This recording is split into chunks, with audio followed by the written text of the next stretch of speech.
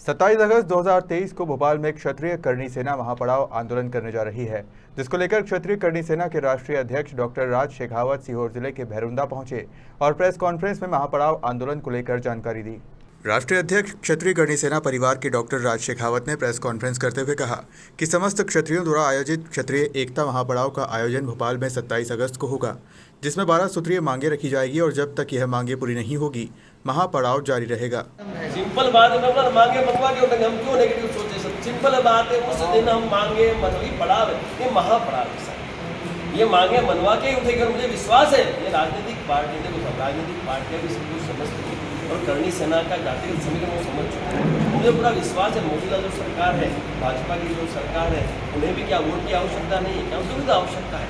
और वोट कब पड़ेंगे, जब वो मांगे जो क्षत्रियों की जो मांगे हैं, छात्र धर्म की जो मांगे हैं, उन पर वो विचार विमर्श करेंगी और उसमें सहमति बैठेगी। और मैं एक ही चीज़ जानता हूँ कि ये जो मांगे सब जायज़ मांगे, कोई भी अलग मांगे नहीं है। तो मुझे विश्वास है कि मौजूदा सरकार हमें न्याय और अधिकार देगी।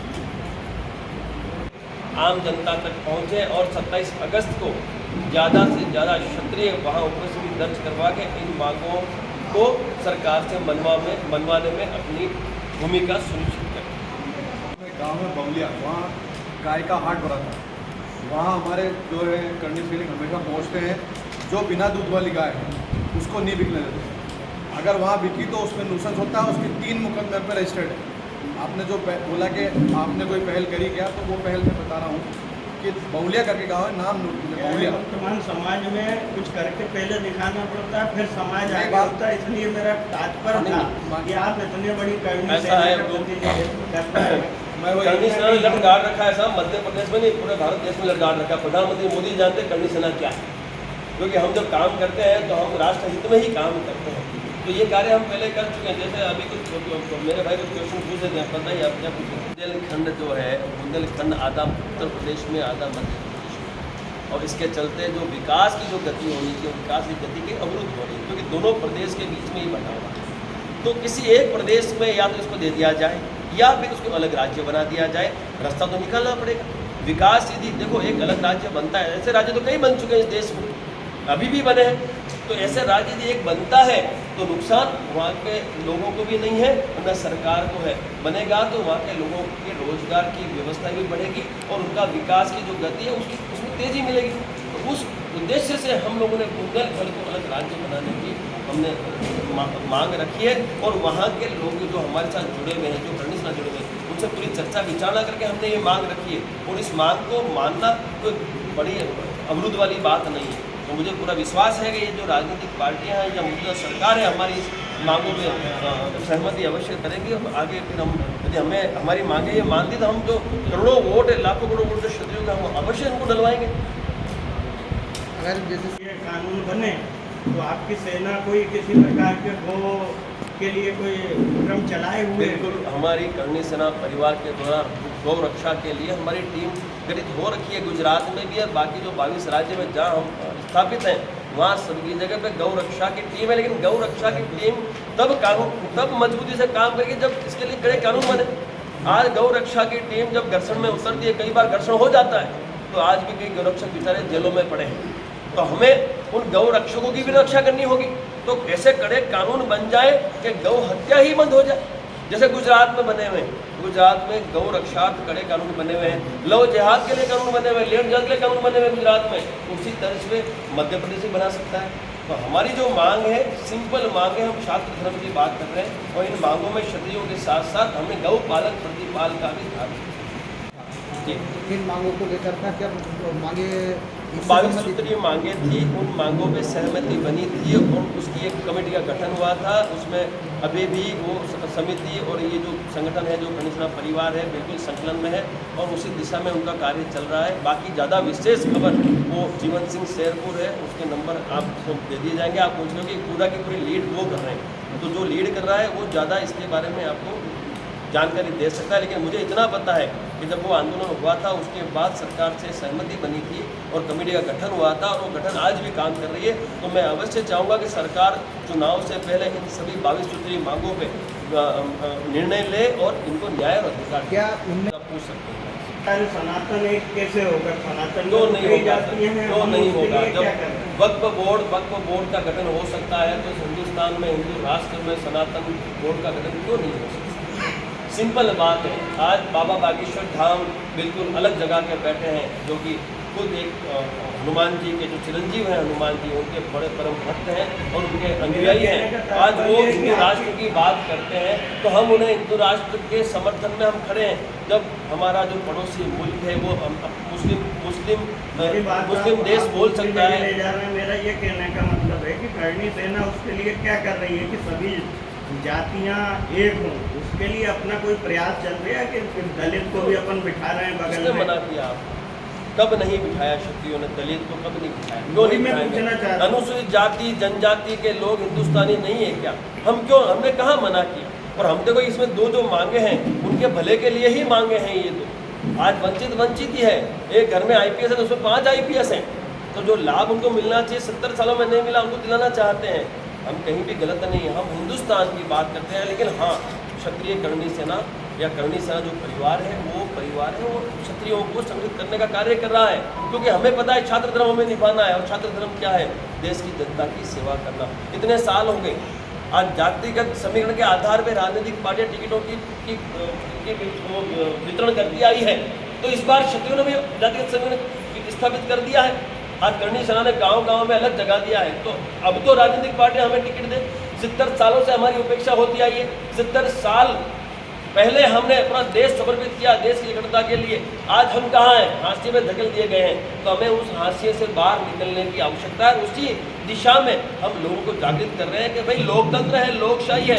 इस लोकशाही में जो संगठित रहोगे तो सफलता मिलेगी, बाकी सफलता मिलनी नहीं। इसलिए हम हमसे कह रहे हैं कि रोटी व्यवहार करो, बेटी बेटी जिसको जहाँ करना हो, छोटे राजपूत बड़े राजपूत सब एक हो जाओ, संगठित हो जाओ और समाज इस लोकशाही में सत्ता में अपनी उपस्थिति दर्ज कराओ, तो ही सही मायने में हम समाज के लिए भी कुछ कर पाएंगे, राष्ट्र के लिए भी कर पाएंगे और समाज के अलावा हम देशवासियों के लिए भी कुछ कर पाएंगे। बिल्कुल मैं आपसे सहमत हूँ और मेरे विचार में आप राष्ट्रीय पार्टियों द्वारा क्षत्रियों को उनके प्रभुत्व वाली समस्त विधानसभाओं में टिकटों का वितरण करना, क्षत्रिय कल्याण बोर्ड और स्वर्ण आयोग का गठन करना, सनातन बोर्ड के गठन किया जाए, EWS की सभी विसंगतियां दूर कर मात्र 8 लाख और कम आय का प्रावधान किया जाए।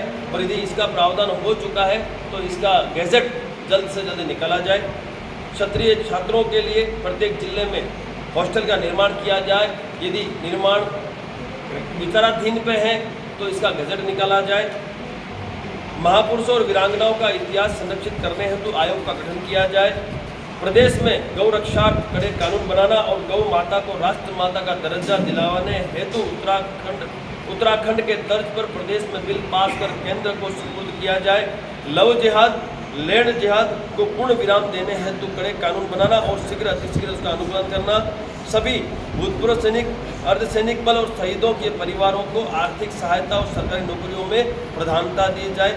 एट्रोसिटी का विरोध नहीं है, किंतु एट्रोसिटी के दुरुपयोग को रोकने के लिए कड़े कानून का गठन हो और प्रोत्साहन राशि जो इन्हें दी जाती है उसके भुगतान को बंद किया जाए और गिरफ्तारी जांच करने के पश्चात की जाए। आरक्षण का कोई विरोध नहीं है, किंतु आरक्षण की समीक्षा हो, क्रिमिलेयर का प्रावधान हो ताकि जरूरतमंद वंचित लोगों तक इसका लाभ पहुंच सके और आरक्षण का प्रावधान आर्थिक आधार पर हो। साथ ही बुंदेलखंड संभाग को एक अलग राज्य बनाए जाए।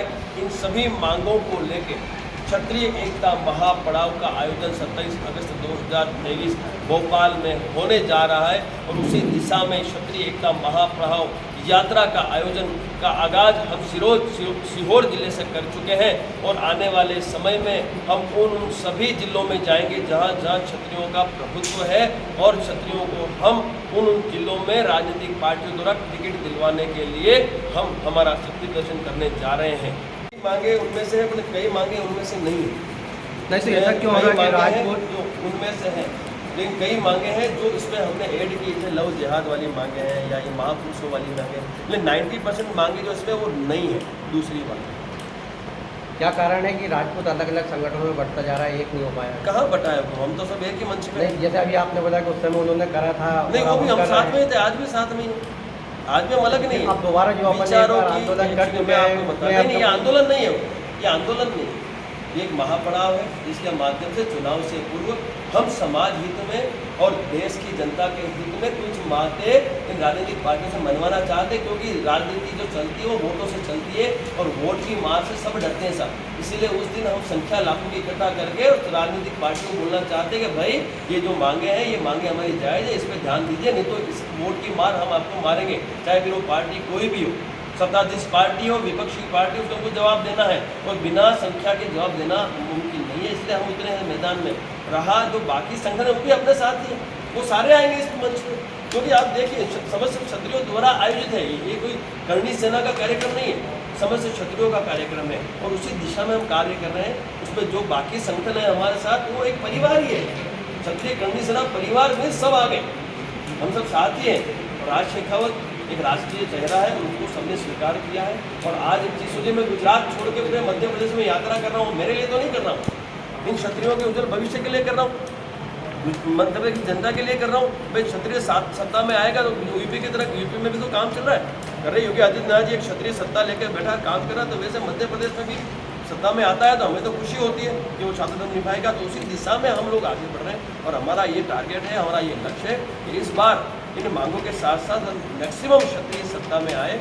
और ये राजे रजवाड़े वाली बात है तो मैं आपको बताता हूँ, इस लोकशाही में ये राजे रजवाड़े हैं, ये लोकसभा, राज्यसभा, ये सब, ये विधानसभा, ये हमारे राजे रजवाड़े हैं।